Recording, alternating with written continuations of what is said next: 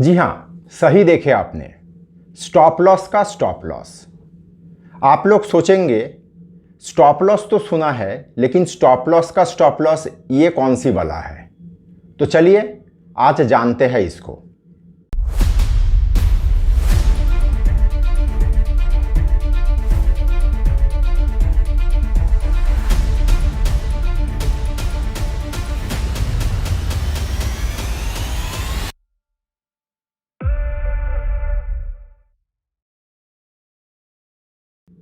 देखिए, ये हम सब मानते हैं स्टॉप लॉस वो लॉस है जो सबसे पहले लिया जाता है।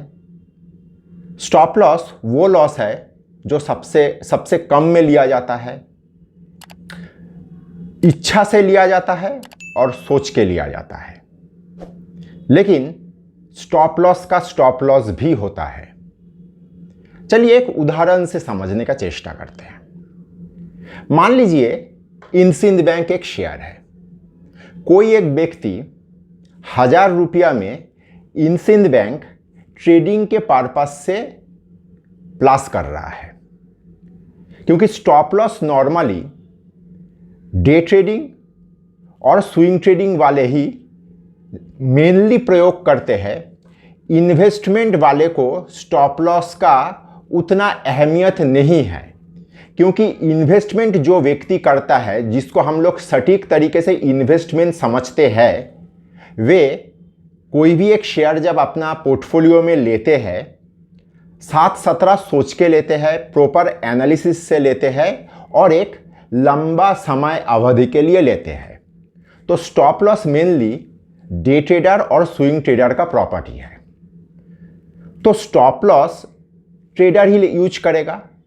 तो वो व्यक्ति, कोई एक व्यक्ति 1000 रुपया में इंसिंध बैंक प्लस कर रहा है और मान के चलते हैं कि वो 985 रुपया में स्टॉप लॉस लगा रहा है।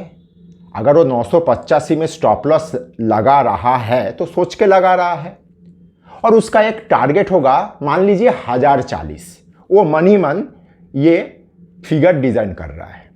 तो 1000 रुपया में ट्रेड लीजिए, 985 स्टॉप लॉस होगा, टारगेट प्राइस 1040। ये हम लोग चारों तरफ सुनते हैं ना, जो कोई एडवाइस प्रोवाइड करता है वो इस तरीके से एडवाइस प्रोवाइड करते हैं। अब मान लीजिए 1000 रुपया में इंसिंध बैंक सौदा होने के बाद इंसिंध बैंक कुछ नहीं हो रहा है। यहां पे हम लोगों को रुक के थोड़ा सोचना होगा। कोई भी एक डे ट्रेडर अगर ट्रेड ले रहा है, स्टॉप लॉस ठीक है, टारगेट भी ठीक है, सब हर एक जगह पे सही है, लेकिन वो व्यक्ति इस ट्रेड में समय कितना इन्वेस्ट करेगा, क्योंकि पूरा खेला तो समय का है। सुबह 9:15 से लेके 3:30 बजे तक का मार्केट आवर है, और इन बीच अगर एक ही सौदा में वो अटक के बैठा रहेगा तो उसके सामने पूरा दिन क्या करने के लिए रह जाएगा, नंबर 1। और दूसरा बात, इंसिंध बैंक अगर नहीं चल रहा है तो हो सकता है कि दूसरे बहुत सारा शेयर ऊपर चल रहा है या नीचे चल रहा है, कुछ ना कुछ हो रहा है। तो यहां से शुरू होता है स्टॉप लॉस का सोच। देखिए, मेरा ऐसा मानना है, कोई भी एक ट्रेडर ट्रेड अगर करता है तो कोई एक ट्रेड में उसको सर्वाधिक आधा घंटा समय नियोजित करना चाहिए। अगर आधा घंटा में उसका कुछ हो गया तो सही, मतलब 1000 रुपया में सौदा करने के बाद प्लस किया, उसका अगर 985 में स्टॉप लॉस कट भी गया तो बला टाला ना, वो दूसरा कोई एक सौदा में सोच लगा सकता है, ध्यान लगा सकता है। और अगर ऊपर में 1040 का टारगेट भी मीट हो गया तो भी सौदा निपट गया। अब वो खाली हो गया, नाफा घर में आ गया है, वो दूसरा ट्रेड ढूंढने का जगह में खड़ा हो जाएगा। लेकिन सौदा ना ऊपर में टारगेट में जा रहा है, ना नीचे स्टॉप लॉस खा रहा है।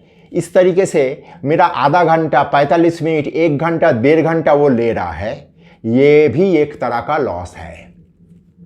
एक ट्रेडर के तौर पे आप अगर सोचोगे तो ये सच में एक लॉस है, तो उसको उस वक्त स्टॉप लॉस भले ही ट्रिगर ना हो, उसको सौदा काट के निकल जाना चाहिए कि चलो इसका मोमेंटम आज के लिए शायद खत्म हो गया, मैं दूसरा कोई मोमेंटम स्टॉक ढूंढता हूं। अगर वीडियो आप यहां तक देख चुके हो तो कृपया लाइक और सब्सक्राइब करिए और दोस्तों के साथ शेयर करिए, क्योंकि खुशियां और ज्ञान बांटने से बढ़ता है। इस तरीके से हम लोग स्टॉप लॉस का प्रयोग करते हैं। आप लोग अगर अपना ट्रेडिंग में स्टॉप लॉस जरूर यूज करते होंगे, लेकिन स्टॉप लॉस का भी प्रयोग का ये विधि अगर अमल में लाइएगा तो देखिएगा ट्रेडिंग में एक स्पीड आ सकता है। हम लोग पूरा दिन 10 ठो गलत ट्रेड कर लेते हैं एक सटीक ट्रेड के लिए। ये एक ट्रेडर के लिए ये बात हमेशा लागू होता है, लेकिन एक ट्रेडर पूरा दिन एक ही ट्रेड में अटक के बैठा रहा, ये घटना भी हम लोग चारों तरफ बहुत अधिक देखते हैं। ये खास करके उन लोगों के लिए जो एक सौदा में अटक जाता है। मेरा ये नियम थोड़ा ध्यान से सोचिएगा। धन्यवाद। नमस्कार, मैं विपुल और अर्थशास्त्र में आप सबका स्वागत है।